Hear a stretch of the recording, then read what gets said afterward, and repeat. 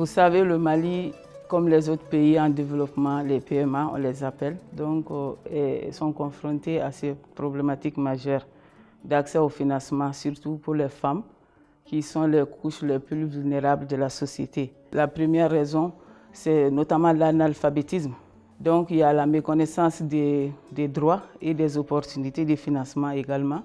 Et aussi il y a également le problème de garantie, parce que ces femmes sont en général, elles ne sont pas propriétaires du patrimoine ni des terres et autres.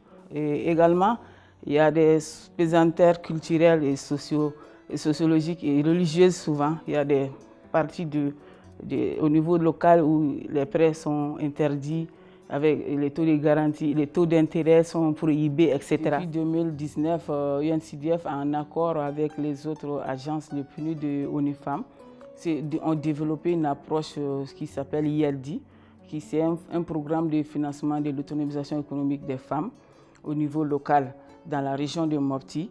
Le choix de Mopti se justifie d'abord par le fait que le PNUD et UNCDF ont une longue tradition de collaboration et de mise en œuvre de programmes dans cette région.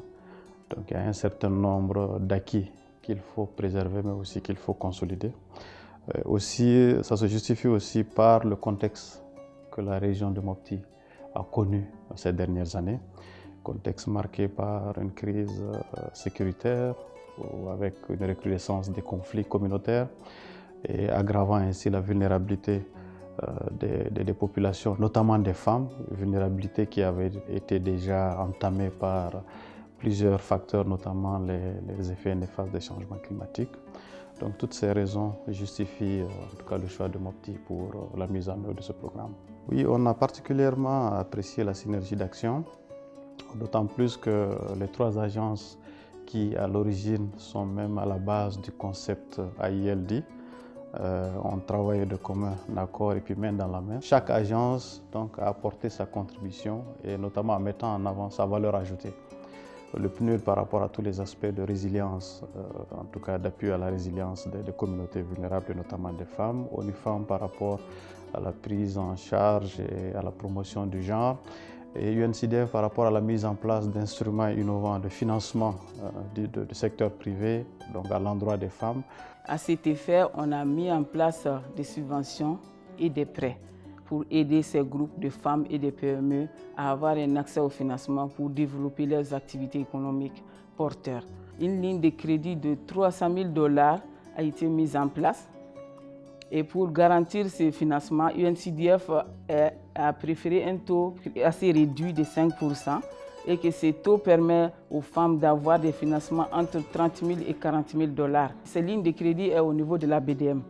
Donc parallèlement, UNCDF a octroyé aux PME des enveloppes de financement à hauteur de $100 000 à $150 000 entre les ONG, les PME et même un appui institutionnel à l'API Mali. Donc il y a une combinaison du secteur privé et du secteur public et d'une façon mixte avec ces deux outils qui sont les subventions et les prêts, tout en garantissant ce prêt au niveau de la banque.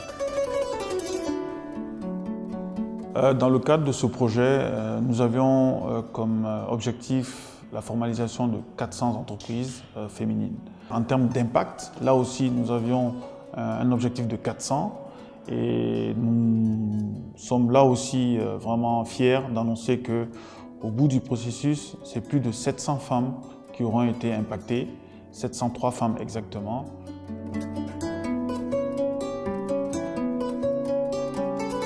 Nous avons eu l'honneur et la chance de faire partie des bénéficiaires du projet IELD dans la région de Mopti. Ce projet donc, qui a commencé au mois de février 2020 et qui se poursuit toujours, a pu nous accorder un financement, une subvention de $105 000, donc environ 62 millions de francs CFA. Ne nafa dɔ sɔrɔ parce que an ye formation kɛ ne bɛ se ka fɛn caman kɛ ni n yɛrɛ maya mɔgɔw ka nin baara nin na n bɛ n ka besoin caman sɔrɔ a la n ka fɛnmisɛnninw ani n denw ka fɛnmisɛnninw ne b'a bɛɛ sɔrɔ mayaw ka nin baara nin na. Sur le plan logistique aussi, c'est un projet qui nous a beaucoup apporté parce qu'on a pu avoir des voitures de livraison ainsi que des tricycliques ainsi que des motos qu'on utilise pour nos activités au quotidien. Et en termes techniques au sein de l'entreprise, c'est un projet qui nous a appuyé techniquement avec l'achat de plusieurs nouveaux équipements. On a actuellement une ligne complète pour la fabrication des tisanes. Je pense que l'impact de ce projet a été très positif. Au départ, quand on a commencé le projet, Maya employait 10 femmes à temps plein. Avec le projet, on a pu atteindre donc 20 femmes à temps plein et 4 femmes à temps partiel. Donc on a presque doublé notre effectif de femmes. La collaboration s'est très bien passée avec les femmes basées à Mopti. Nous, on est vraiment fiers, on est ravis d'avoir pu mener ces projets-là, d'avoir pu accompagner 2500 femmes et d'avoir aujourd'hui 2 coopératives, une basée à Somadougou et l'autre à Mopti. Il a contribué vraiment à l'autonomisation économique de notre PME, qui est la femme rurale. Dans quel domaine? Dans la production de la matière première. Avec ce projet, nous avons pu avoir de la matière première de qualité et disponible. Et pourquoi la matière première de qualité?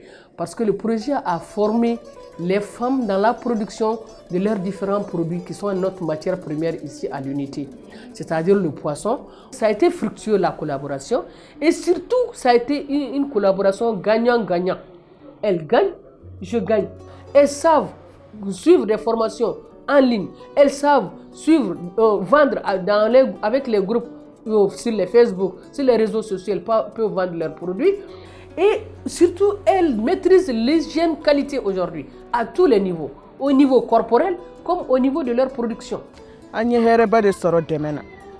Parce que yani demain kana kilo tanjega ambi do de la tile mais c'est ça dime dilemba ma anye kilo ambi seka kilo bisaba wusu tile kon ayef chamba de yele manga tinyala tigala sabi ni kungo sera ma amima ambi dobanga coopérative de warla ka demenai an kun bi jɛgɛ sɔrɔ hala wari k'a san a kun t'anw bolo an bi taa jɛgɛ juru ta ka boli n'a ye dibiw t'an bolo bila yɔrɔw t'an bolo coopérative nana ka yɔrɔ d'an ma yɔrɔ min n'an ye jɛgɛ sɔrɔ an bi tilen n'a ye ka taa wusu ye o ye fɔlɔ ye wa dibi b'an yɛrɛ tɔgɔ la tuma o tuma n'an ye jɛgɛ sɔrɔ an bɛ se ka wuli k'a baara sanfɛ an kɔni ye min y'a la ye fɔlɔ in na an kun ka kan ka 100 sɔrɔ bi a bonyana a taara fo 300 ɲɔgɔn bɛ 400. Après mali ni yen def ka dɛmɛ ɲɔgɔnya kɔnɔna na an bɛ baara daminɛ don min na ne kun ka montant tɛ tɛmɛ 1,250 000 ɲɔgɔn kan donc u ka kalanw taabolo ni baara ka yɛlɛma ka na se bi ma ne bɛ 6 millions ɲɔgɔn na caman ba farala an ka clientèle kan bɔ nakoladonna kosɛbɛ ne bɛ yɛrɛ la miliyari de kɔnɔ don nataw la min tora sisan o ye cɛsiri de